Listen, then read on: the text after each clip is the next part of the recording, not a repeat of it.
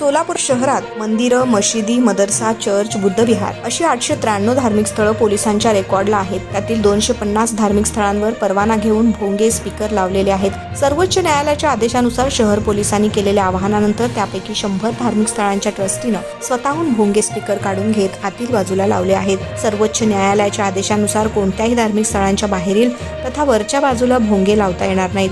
भोंगे लावण्यासाठी यापुढे परवाना दिला जाणार नाही. धार्मिक स्थळांवरील भोंग्याऐवजी आता आवाजांची मर्यादा पाळून स्पीकर लावावा असणार आहे, तोही आतल्या बाजूचंच.